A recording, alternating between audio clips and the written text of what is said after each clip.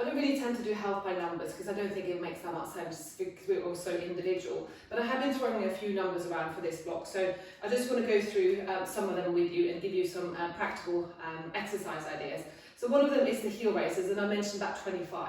So that's what we're going to do. We're going to lift and lower the heels 25 times. Feel free to hold on to something, of course. And remember, it's the descent that is really important. That's where your strength and control is, because you're working against gravity. So we're going to lift, so your feet are hip width apart and parallel, toes are pointing forward. Remember, your upright alignment is really key when we're focusing on building bones. So I'm lifting, ooh, that's a good start.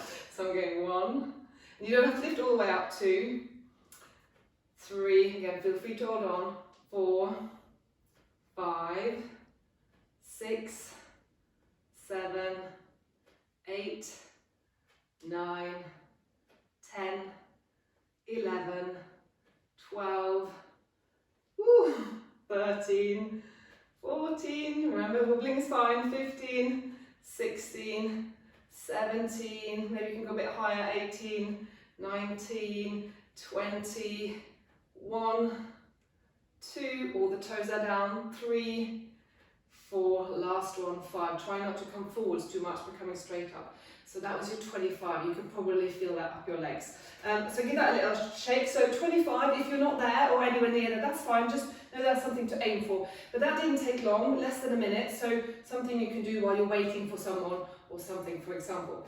The other number I've been throwing out is that minute of standing on one leg. So I'm going to shift my weight to one leg. I'm going to push down. So again, to remember, you want the hip engaged. If not, you'll be wobbling on your ankle. So pressing down, lift your other leg. But again, feel free to hold on with just a finger if you need to. And then we're aiming for 1 minute. So I've got an eye on the clock. And so you're just here. And just notice how that feels. Might be easy to begin with. And then you start to feel a bit more wobbly. But I'm really focusing on pressing down through the standing leg. You can also bring your attention to just below your belly button, where your center of gravity is, and notice what feels hard. Is it holding this leg? Is it the ankle? Is it the wobbliness? So just notice if it's the balance, strength, or something else that is making this challenging for you.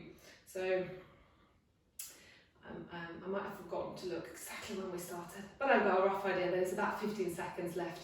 So you might want to just check that with your own clock. Not that it really matters the seconds, but the idea is, can you be on one leg for a longer period of time? Because that, again, is an indication of the strength and balance needed. Okay, I think that's about a minute. Other sides, the same thing. So I'm going to push down. Again, you could leave a toe down if you're not ready to lift the leg completely. And then again, I'm going to do it in a minute on this side. So we tend to always start on our easier side. So notice straight away how this feels in comparison. Try not to lean back. Again, just focus on that alignment, standing upright. And what else was I going to say about this? Can't remember. Focusing too much on our balance. Okay, just keeping your breath natural, and again, just really pressing down through the foot, the sole of your foot, and keep everything else relaxed. So when we walk, about 80% of our time is spent on one leg. So it's hugely important to be able to be confident and strong enough and stable enough to stay on that one leg, again, like I said, for a period of time. So again, this is something you can do while you're doing something else. You could be cooking, you could be cleaning, you could be working, you could be emailing, you could be on the phone, brushing your teeth, of course. That's a classic one for adding in some balance work. So you've only got a few more seconds left, and then you're done with that one. Great.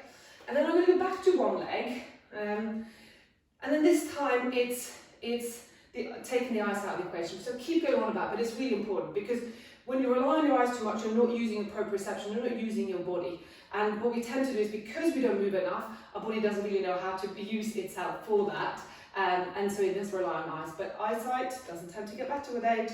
So we're going to do 10 seconds of eyes closed. Notice how that feels. So just start to soften the eyes and then close the eyelids and do 1, 2, 3, 4, 5, 6, 7, 8, 9, and 10.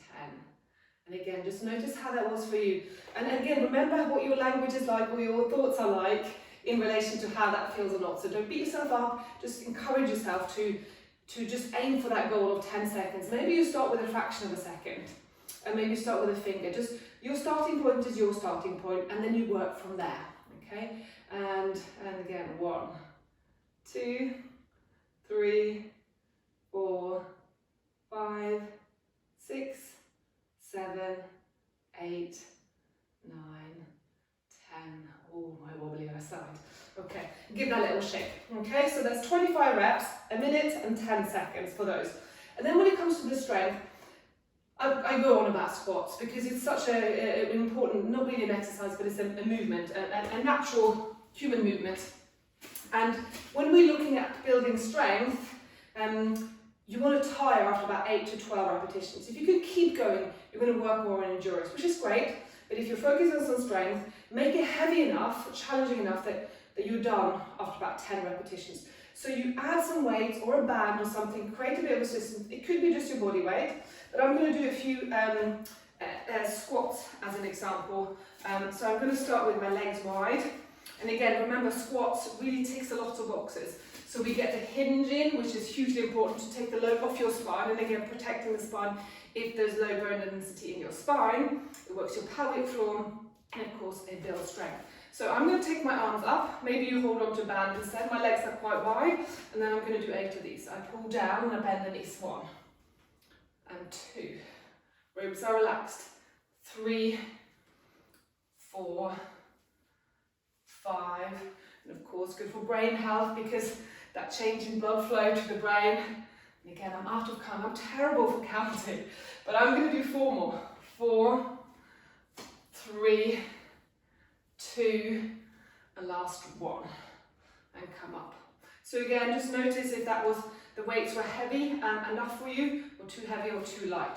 And the different, the squat is your narrow squat, of course. And this time, allow the weights to come forwards. So I can bring my weight further back and keep my shins more or less vertical, but also adds weight for your upper body. And then I add a little balance. So again, here I get a lot of value for money because these narrow squats are great for your pelvic floor because it strengthens your butt, which helps to pull your tail away from your pubic bone. Okay, so if that's really short, your muscles might be too tight to be strong. Okay, so I'm adding balance, I'm adding strength here in the upper body, of course the legs, and I'm getting that hugely important hinge in here, and lift. So again, I haven't counted, but I'm going to do 4 more. So I'm carrying 2 kilos on each arm, and that's about enough for me in terms of upper body. I don't want a lot more, because then I start to just strain. Okay, last one, and come up, and release. Okay, so squats, great one to add, but you could start with 1 repetition, but of course, consistency is key, so whatever you choose to do, make sure you do it regularly. I'm going to put those down, and then we're just going to do, and you don't have to do all of these exercises like this video, one after the other, just pick a few of them and just do them regularly. So this is that reach here. I sit back, I reach back, and then I come up and balance. Whew. And then of course I can add a little jump here, because jumping is a great way of loading your bones and strengthening your pelvic floor. So we kind of need to do the things that we need to be able to do, if that makes sense. So you could add a little turn, a little 90-degree turn, or 180, changing direction. And of course, just really bearing in mind that the back is flat, so at no point do you round your back and then you land. Oh, I've completely got out of it. And then you land really softly. I'll leave that one. And again, it doesn't take many seconds for you to get a bit out of breath and get your blood pumping around. So it's a great one, again, quick and easy. And then the last one I'm going to do, which I'm probably going to regret, is this one here. Okay, so again, you think, what is this good for? Well, it's good for so many things. Okay, so in particular, the coordination. So the faster you do it, of course, you're going to add more cardio to it as well. But the coordination, and which is hugely important for your brain, having to think about it, and anything that crosses the midline is really good for integrating left and right side of the body. So I'm tapping opposite shoulder as I lift the knee, and then I do elbow, and then I do hip, and I do knee, I do foot, and I can work my way up, and tend to forget the elbows, and then I can even do ears. So that's one way of doing, just marching, or you can do it with a little run, and then you do opposite shoulder, and you do it as fast as you can. So start with the shoulders, elbows, hips, knees, feet, feet, knees, hips, elbows, shoulders, ears, and one more round, and as quick as you can,